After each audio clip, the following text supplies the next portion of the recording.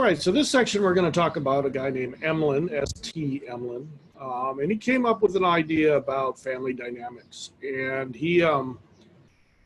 what he did is he studied people and also other animals, and he came up with this theory of family. And so here is kind of the diagram to explain that. And there's really three components. And so inclusive fitness theory is really what we're talking about right now. So how related are you? Then we have ecological constraint theory, and this is a determination of what is best for me.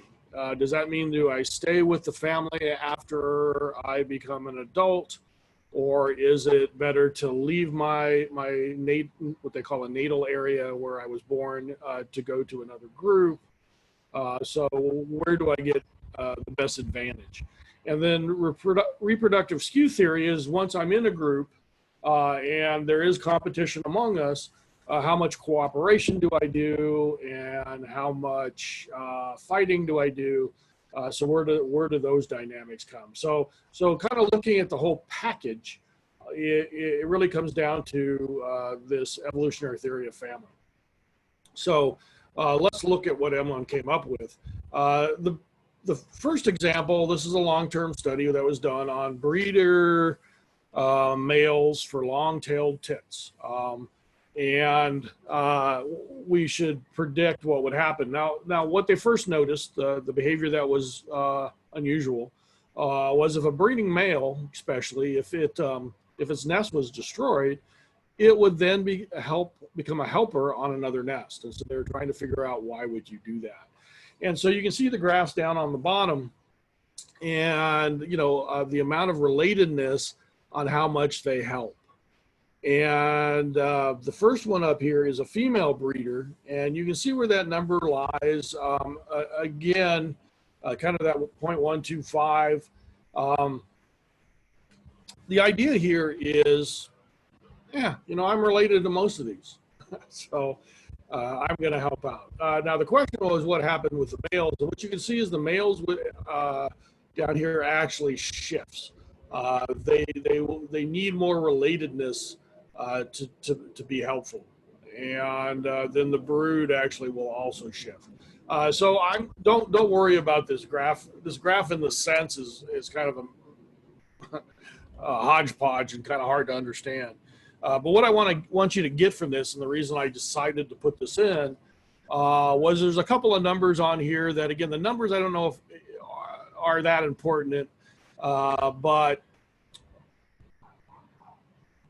the idea is, how does this help these? So we're seeing a behavior. How is it helping the male?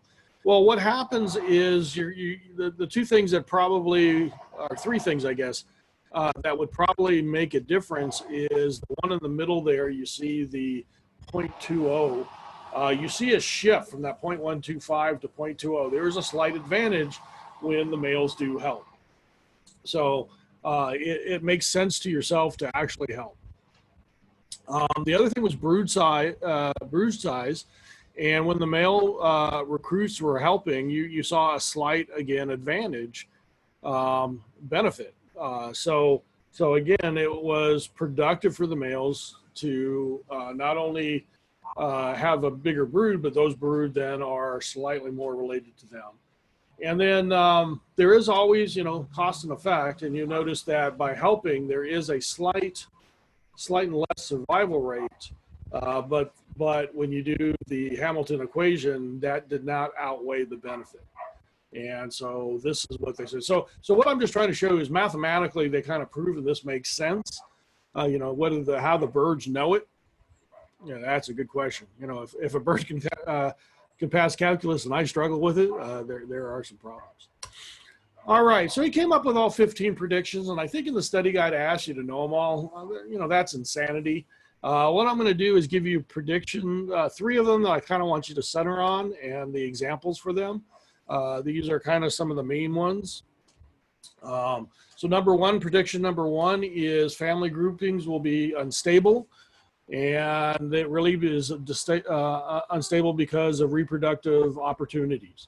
So lowland gorillas, they do have a family group, and they kind of hang out together. But there is migration of both the males. The males will be pushed out as they get older into a new group because they cause problems, and you don't want them mating with their sisters and mothers and aunts. But even the females will weigh their opportunities. And so when the groups do come together, you will have some females abandoning, being taken by new groups. And that's what the picture on the bottom is trying to show you. You know, and again, it's all mathematical, but the idea behind this is as a male, you're going to be pushed out. So you need to find a group that you're accepted in. And then as a female, you're weighing your opportunities. You know, is it better to stay here with the dominant males that are in charge now, or is it better to jump ship? Where do I have my best opportunity? Prediction number 2, family stability will be greatest in the groups controlling high quality resources. So here we have what's called a granary. This is where all those little brown circles are acorns. They have these specialized trees called granaries, and they will stick the acorns in there, and they use this food for overwintering. Also, these acorns will start to get insects, and so then they will actually eat the insects. And it turns out that each of these individuals typically have a little area on the tree that's theirs, and there's actually wars over. There's a new article that just came out about the wars they have. Fighting, if one dies, they actually will fight over the inheritance, I guess, just like people. And so anyway, so this is really tied into this resource. And so these are highly stable, family stable sites, more so than the gorillas. And then prediction number 4, these are very similar to the long-tailed tits. These are the white-fronted bee eater kinship. And again, help will be expressed to the greatest extent between closest genetic relatives. And so the probability of helping is how much am I related to you? And that kind of works in humans too. We use this kind of concept. If you think about it, when am I more likely to give people money? So if a family, you know, I don't know your family, so you know, it might be a little bit different for you guys. But typically, kind of the thought process is you're more likely to lend your close family money. And the idea behind that is, you know, again, I don't know your family, but it's more likely that you'll get paid back in some fashion.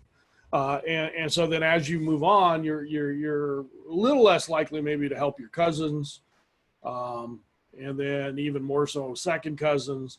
And then if, you know, somebody on the street, you know, you live in a neighborhood and it may be a good neighbor, you know them all quite a while, maybe you'll think about loaning them a little money. You know, it depends on how good a neighbor. But again, it comes down to you kind of judging how likely you're going to get your money back. And then a perfect stranger just moves into the corner and asks for cash, you know, whatever. Or somebody asks for cash you've never met before. Likelihood of seeing them again and getting that money back is slim. Chances of you giving them money is slim. So that's kind of that dynamic we're talking about.